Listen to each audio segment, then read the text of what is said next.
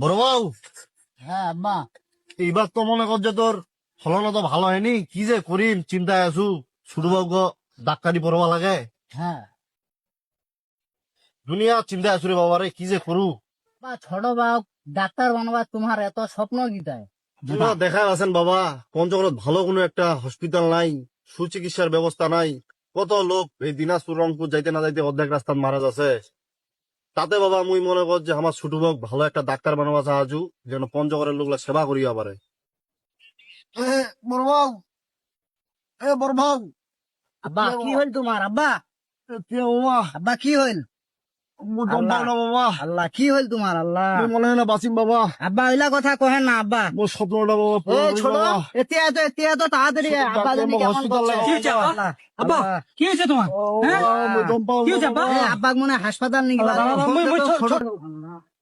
আব্বা কি হয়েছে তোমার? আব্বা টেনশন করো না আব্বা। ভালো হবে, ভালো আব্বা হবে, টেনশন করো না আব্বা।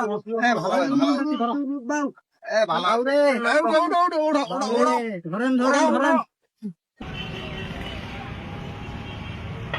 নাম তার আধুনিক সদর হাসপাতাল। ভবন দেখেও বোঝার উপায় নেই। আধুনিকতা তো দূরের কথা, স্বাভাবিক চিকিৎসা ব্যবস্থাও নেই। পঞ্চগড় সদর আধুনিক হাসপাতাল। নাম আধুনিক, কিন্তু সেবা? একজন গুরুতর রোগী এলেই রেফার করুন রংপুরে। না আছে আইসিইউ, না আছে পর্যাপ্ত ডাক্তার, না আছে জরুরি চিকিৎসার ব্যবস্থা। তাহলে এই হাসপাতাল কেন? মানুষ রাস্তায় প্রাণ হারাচ্ছে, হাসপাতাল শুধু একটা বোর্ড হয়ে দাঁড়িয়েছে। আমরা আর চুপ থাকবো না। আমরা চাই রেফার নয়, এখানেই চিকিৎসা, প্রাণ বাঁচানোর মতো সেবা, একটা বেঁচে থাকা হাসপাতাল। পঞ্চগড়বাসীর জীবন নিয়ে আর অবহেলা চলবে না। প্রিয় পঞ্চগড়বাসী, আপনারা এতক্ষণ যে ভিডিওটি দেখলেন, এটি আসলে আমাদের পঞ্চগড়ের একটা বাস্তব চরিত্র আমরা তুলে ধরার চেষ্টা করলাম। আমাদের যে বর্তমান যে চিকিৎসা ব্যবস্থাটা, এটা আসলেই খুবই খারাপ একটা পর্যায়ে আছে। তো আমাদের সদর হাসপাতালের যে চিকিৎসা ব্যবস্থা একেবারেই নিম্ন, যেটাকে বলা হয়।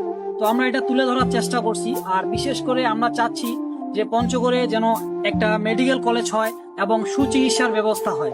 এই নিয়ে আমরা এই ভিডিওটি তৈরি করছি। আশা করি আপনারা সবাই আমাদেরকে সাপোর্ট করবেন।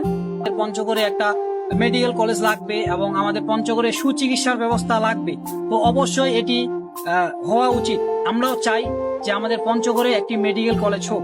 তো আমরা এই বাস্তব চরিত্রটা তুলে ধরছি।